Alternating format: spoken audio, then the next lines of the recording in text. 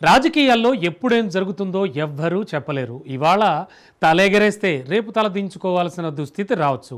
పిఠాపురం రాజకీయాలు ఇదే విషయాన్ని మరోసారి రుజువు చేస్తున్నాయి. 2023 ఎన్నికల వరకు ఓ వెలుగు వెలిగిన నేత భవిష్యత్ ఏమిటి అనే దానిపై కింద మీద పడుతున్నాడు.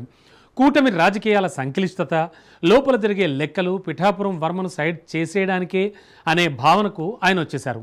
రాజకీయంగా తాను ఒంటరినయ్యాననే భావనలోకి ఆయన పూర్తి స్థాయిలో వచ్చేశారు. పాలకపక్షం పిఠాపురం నియోజకవర్గంలో మరొకరుండ రాదన్న భావనకు రావడంతో ఇక తన దారి తాను చూసుకోవడానికి సిద్ధమైనట్లుగా సమాచారం. పిఠాపురంలో తన దారేంటన్న దానిపై వర్మ తర్జన భర్జనలు పడుతున్నారు.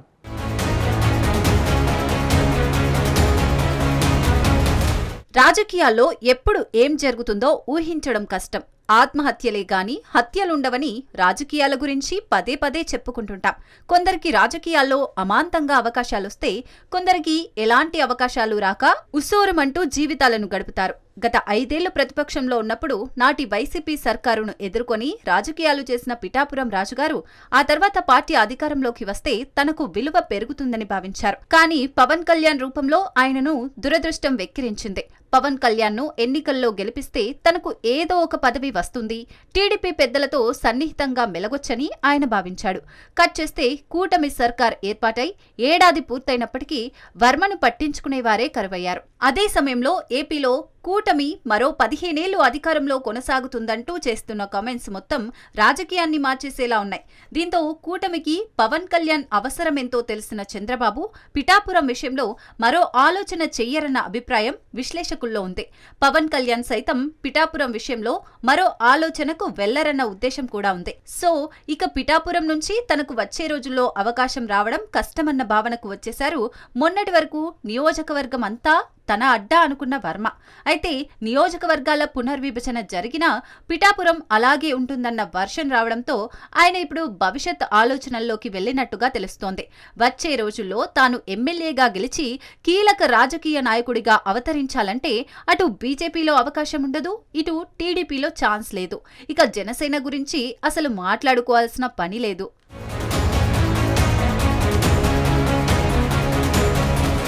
మొత్తంగా పిఠాపురం నుంచి వర్మ రాజకీయాలు చేయాలంటే కూటమి నుంచి బయటకు రావాల్సిన తప్పనిసరి పరిస్థితి. అయితే వర్మకు ఉన్న ఆప్షన్ ఒక్క వైసీపీ మాత్రమే. అయితే అక్కడ ఇప్పటికే వంగా గీత ఉన్నారు. కానీ ఆమె సీజన్డ్ పొలిటీషియన్ ఏమీ కాదు. ప్రజల్లో ఉంటున్నప్పటికీ నిత్యం పూర్తి స్థాయిలో యాక్టివ్గా ఉండరు. ఇదే సమయంలో వర్మ వైసీపీలోకి వెళ్తే ఆయనకు పిఠాపురం ఇన్ఛార్జ్ లభించవచ్చు. పైపెచ్చు గోదావరి జిల్లాల్లో రాజకీయాలను అంత తేలిగ్గా ఊహించడం కష్టం. వంగా గీతకు గత ఎన్నికల్లో గెలిస్తే జగన్మోహన్ రెడ్డి డిప్యూటీ సీఎం పదవి ఇస్తానని భరోసా ఇచ్చారు. కానీ ఫలితాలెలా వచ్చాయో మనకు తెలిసిందే. 2019 ఎన్నికల్లోనూ వంగా గీత అనూహ్యంగా కాకినాడ ఎంపీగా విజయం సాధించారు. వంగా గీత కూడా తొలుత టీడీపీ, ఆ తర్వాత ప్రజారాజ్యం పార్టీ, కాంగ్రెస్, చివరగా వైసీపీలో చేరారు. ఇప్పుడు ఆమె మరో పార్టీలో చేరేందుకు అంత ఆసక్తి చూపించకపోవచ్చు. అయితే రాజకీయాల్లో ఎప్పుడు ఏదైనా సాధ్యమే. వంగా గీత వైసీపీలో కొనసాగితే ఆమెకు వచ్చే రోజుల్లో ఏదైనా అవకాశం లభించవచ్చు. కూటమిలో చేరితే ఇప్పటికే బోల్డ్ అంతమంది నాయకులకు పదవులివ్వాల్సి ఉంది. అదే సమయంలో పెండెం దొరబాబు ఇప్పటికే జనసేన తీర్థం పుచ్చుకున్నారు. గతంలో ఆయన వైసీపీలో ఉన్నారు. సో అక్కడ పవన్ కళ్యాణ్ కు అటు వర్మ గాని ఇటు గీత గాని ఇద్దరి అవసరం లేదన్న భావన ఉంది. దొరబాబుతో తమకు కావలసిన రాజకీయం చేయొచ్చని జనసేన భావిస్తోంది.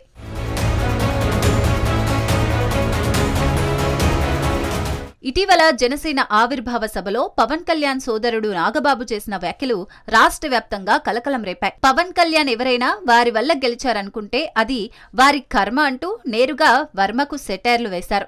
మొత్తంగా పిఠాపురం నియోజకవర్గంలో ఇక వర్మ పేరు గత చరిత్ర అని చెప్పాలని కూటమి నిర్ణయానికి వచ్చింది. ఒకవేళ నియోజకవర్గాల పునర్విభజనలో కాకినాడ పరిధిలో మరో 2 నియోజకవర్గాలు వచ్చినా వాటిలో కూడా ఈక్వేషన్లుంటాయి. సో రేపేంటన్న దానిపై అస్పష్టత కనిపిస్తోంది. అందుకే వర్మ తన దారి తాను చూసుకునేలా ఉన్నట్టుగా నియోజకవర్గంలో ప్రచారం జరుగుతోంది. ప్రజల్లో పట్టున్న నాయకుడిగా వర్మకు నియోజకవర్గంలో పేరుంది. టీడీపీలోనూ మంచి గుర్తింపు ఉంది. అయితే గత ఎన్నికల సమయంలో టికెట్ పవన్ కళ్యాణ్ కు కూటమిలో భాగంగా ఇచ్చే సమయంలో జరిగిన రచ్చ అందరికీ తెలిసిందే. తర్వాత చంద్రబాబు వర్మను పిలిపించుకొని మాట్లాడి పవన్ కళ్యాణ్ కు మద్దతివ్వాలని ఆదేశించడం, ఆ తర్వాత ఆయన ఎన్నికల్లో జనసేన అధినేతకు మద్దతుగా ఎన్నికల ప్రచారం నిర్వహించడం, ఎన్నికల్లో ఆయనకు భారీ మెజార్టీ రావడం అన్నీ తెలిసిన విషయాలే. అయితే ఇప్పుడు వర్మకు అదే శాపంలా మారింది. పిఠాపురం నియోజకవర్గంలో వర్మ ఉంటే అది వచ్చే రోజుల్లో తనకు ఇబ్బందికరంగా మారుతుందని పవన్ భావిస్తున్నారు.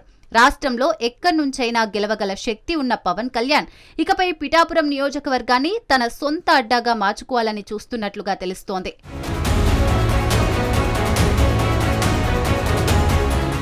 ఇక వర్మకు పిఠాపురం నియోజకవర్గంతో ఉన్న అనుబంధం కొనసాగించాలంటే కూటమిలోని పార్టీలతో సాధ్యం కాదు. సో ఇక వర్మకు ఉన్న ఏకైక ఆప్షన్ ఆల్టర్నేటివ్ వైసీపీ. అందుకే ఇప్పటి వైసీపీ ముఖ్యులు సైతం వర్మ పిఠాపురం వస్తానంటే మేం వద్దంటామా అన్న యాంగిల్ ఆలోచిస్తున్నట్టుగా ప్రచారం జరుగుతోంది. ఇందుకు వంగా గీత కూడా పెద్దగా అబ్జెక్షన్ చెప్పరన్న భావన ఉంది. లేదంటే గోదావరి జిల్లాలో ఫేడ్ అయిన కొందరు రాజకీయ నాయకుల్లా పూర్తిగా రాజకీయాల్లోంచి దూరం కావాలి. అయితే ఈ మొత్తం వ్యవహారం వచ్చే రోజుల్లో ఎలాంటి టర్న్ తీసుకుంటుందో చూడాలి.